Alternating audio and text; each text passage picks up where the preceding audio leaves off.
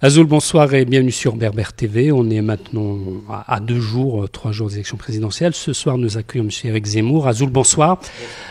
Alors, on est sur Berbère TV. Je vais commencer un peu sur les questions liées à la culture berbère. Vous le dites, vous revendiquez berbère. Aujourd'hui, les berbères se sentent discriminés en France. Ils sont très nombreux. Leur langue n'est pas enseignée à l'école. Ils n'ont pas de centre culturel berbère. Vous dites que les berbères, c'est les plus intégrés. Est-ce que vous pouvez nous expliquer d'abord pourquoi vous pensez que c'est les plus intégrés? Et puis, si demain vous êtes président, est-ce que vous allez du moins regarder leurs revendications? Écoutez, moi je suis d'abord un berbère, premièrement. Donc je suis un berbère de confession juive, devenu français avec le décret Crémieux en 1870. Donc je connais les berbères, j'en viens, je sais leur rapport à la France, je sais leur rapport aussi au monde arabe, puisqu'ils ont été, on ne le dit jamais, colonisés par les Arabes en Algérie, et c'est la colonisation dont on parle toujours, c'est la colonisation française qui n'a duré que 130 ans, alors que la colonisation arabe a duré plus de 1000 ans et qu'elle persiste aujourd'hui. Donc je sais exactement cette histoire, et je sais aussi que les premières vagues d'immigrés venus pour travailler en France, d'Algérie, dans les années 60, fut essentiellement des berbères.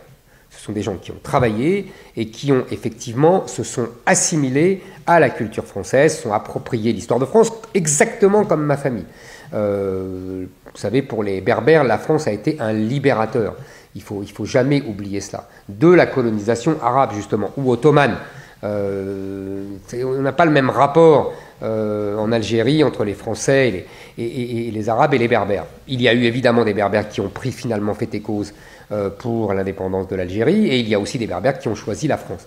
Et aujourd'hui, je dis que dans les vagues d'immigration qui ont été en France, vous savez, à peu près depuis 1870, il y a eu d'abord des Belges, ensuite des Italiens, ensuite des Espagnols, des Juifs polonais, puis des Juifs d'Algérie, du Maghreb, puis des Berbères. Toutes ces vagues-là se sont remarquablement assimilées. Ce que je dis, c'est qu'après, à partir des années 80, avec l'immigration venue d'Afrique et du Maghreb de plus en plus islamisée et de moins en moins assimilée. Voilà, c'est pour ça que je dis, oui, les Berbères sont assimilés comme les autres vagues d'immigrants venus d'Europe. Certains vous diront aussi que M. Zemmour essaye de diviser, de faire la différence entre les Africains du Nord, certains les appellent les Maghrébins, les Berbères, les Kabyles et les autres. Vous leur dites quoi? Vous dites les faits sont là? Je ne fais qu'une seule différence, et on me le reproche assez, entre les Français et les étrangers. Et dans les Français, je ne fais aucune différence pour tous les Français qui aiment la France, qui veulent s'assimiler, qui veulent s'approprier son histoire. Vous savez, j'ai l'habitude de dire, on dit nous en parlant de l'histoire de France, même si on n'y était pas, même si nos ancêtres n'y étaient pas. C'est ça, s'assimiler. Et il y en a qui ne veulent pas s'assimiler. Donc ceux-là n'ont pas à être français. C'est tout ce que je dis. Il n'y a pas d'agressivité, il n'y a pas de haine particulière pour quiconque. Des fois, on a l'impression aussi, en vous écoutant, que tous les étrangers sont mauvais. Finalement, non. Les étrangers, il y a du bon et des mauvais comme partout. Et heureusement, ça serait quand même étonnant dans l'histoire de l'humanité et dans la nature humaine qu'il y ait comme ça des gens qui soient tous mauvais et qui soient tous bons. Non, ça n'existe pas, ça.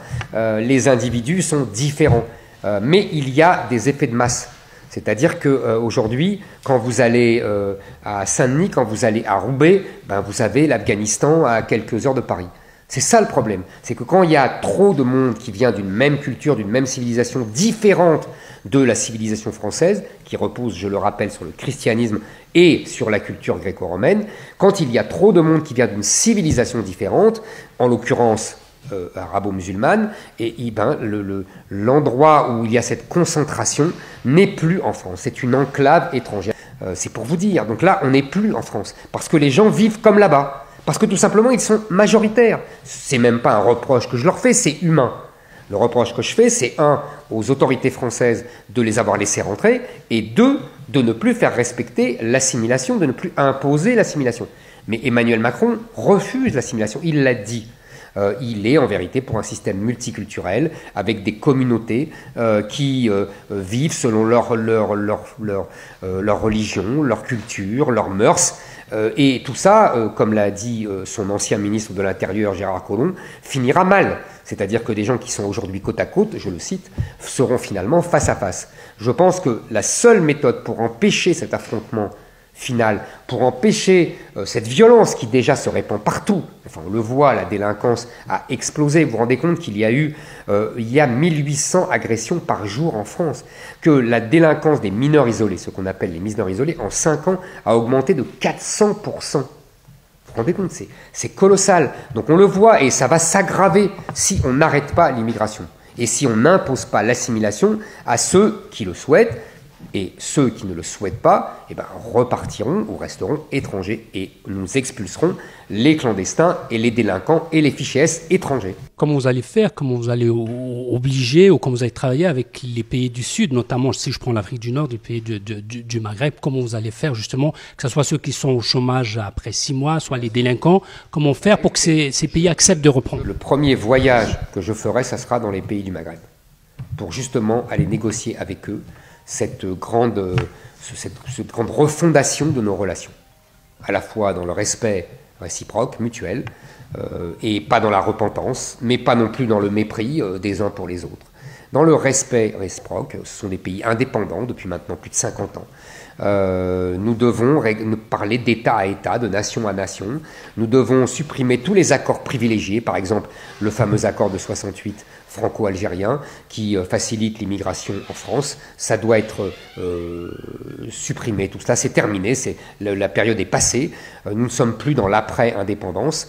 Donc aujourd'hui, nous devons absolument régler cette question. Et les pays que vous citez doivent reprendre leurs clandestins, doivent reprendre leurs délinquants qui sont leurs ressortissants. Ils doivent, je ne comprends même pas qu'ils ne le fassent pas, signer les fameux laissez-passer pour qu'on les renvoie chez eux. Ça me paraît le moindre respect pour la France.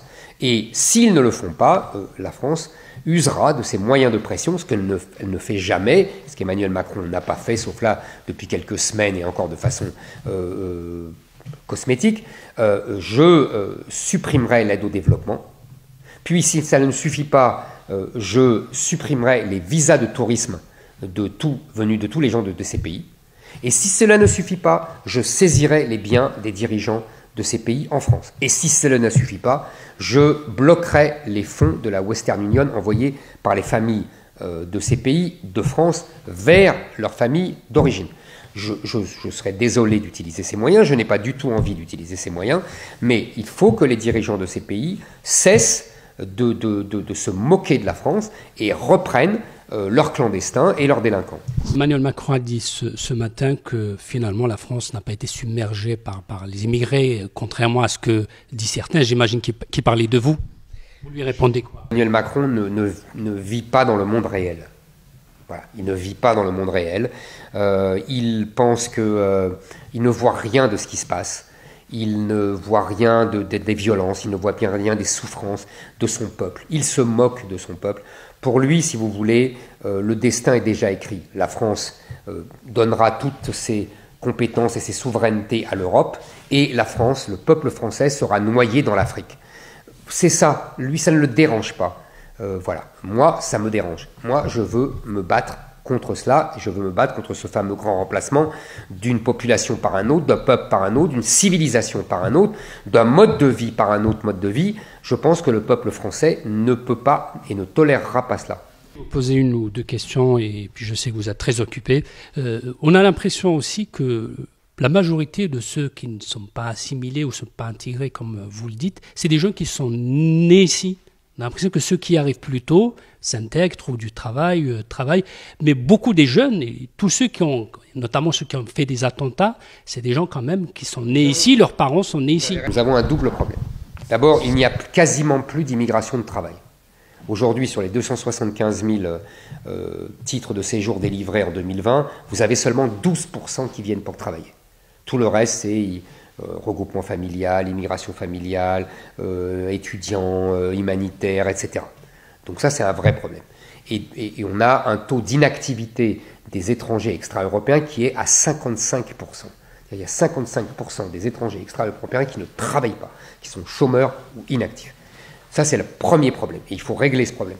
Le deuxième problème, vous avez tout à fait raison, c'est que nous avons complètement raté l'assimilation. Nous avons renoncé, d'ailleurs, nous ne l'avons pas raté, nous y avons renoncé à l'assimilation de ces enfants d'immigrés qui sont nés en France, qui viennent de culture arabo-musulmane et dont beaucoup, je ne dis pas tous, heureusement, détestent la France. Et certains sont devenus soit des voyous et des délinquants, soit des djihadistes, puisqu'il y a un continuum. Ce sont les mêmes en vérité. Les djihadistes étaient avant des voyous et des délinquants. Donc voilà, nous devons absolument traiter ce problème. Nous devons traiter ce problème par la fermeté, par la sévérité. C'est-à-dire que nous devons rétablir pour la justice des peines planchées. Nous devons rétablir une vraie perpétuité. Nous devons donner aux policiers une présomption de légitime défense. Nous devons créer 10 000 places de prison. Et pour les gens qui ont la double nationalité, parce que beaucoup de ceux dont vous parlez ont la double nationalité, franco-algérienne ou franco-marocaine ou franco-tunisienne, ces gens-là, s'ils deviennent délinquants, plus encore criminels, ils seront déchus de leur nationalité et ils seront expulsés. Et ça serait ma dernière question. D'abord, est-ce que peut-être avec vous, vous pensez, avec tout ce que vous dites, tout ce que vous portez, qu'un jour, on arriverait à des relations apaisées avec l'Algérie et le Maghreb. Et de deux, vous revendiquez vous-même que vous êtes berbère. Aujourd'hui, il y a beaucoup de berbères qui nous regardent. On peut être français d'origine ou culture berbère, il n'y a pas de contradiction. Évidemment. Pour l'Algérie, je pense que c'est la faiblesse française qui provoque ces relations acerbes. C'est parce que les Français sont faibles que les Algériens ne les respectent pas. Parce que les dirigeants français sont faibles et qu'ils sont tout le temps dans la repentance. Moi, j'ai toujours dit, la colonisation française a été une bénédiction pour moi et ma famille, et je le dirai en face aux dirigeants du FLN. Qu'ils ne pensent pas la même chose, c'est leur problème. Mais moi, je le dis, ça a été une bénédiction. Maintenant, évidemment, vous avez raison, moi je suis berbère, vous êtes berbère, nous sommes d'abord et avant tout français, c'est ça c'est le plus important. La culture française, vous savez, je dis toujours, c'était une chance inouïe. On nous a donné la culture française, on nous a donné à lire Chateaubriand, on nous a donné à lire Victor Hugo, on nous a donné à voir ces paysages magnifiques, on nous a donné à voir ces églises sublimes, cet art de vivre, ce mode de vie, cette ironie, ce charme, voilà. Et il ne faut jamais l'oublier. Nous sommes français et nous sommes heureux d'être français. Voilà, c'est tout. Le reste n'a pas d'importance. Et puis, qu'est-ce qu'il y a de berbère? Comment vous le vivez tous les jours? Qu'est-ce qu'il y a de berbère chez vous? Peut-être mon tempérament combatif et mon père aurait dit mon courage. Merci à vous.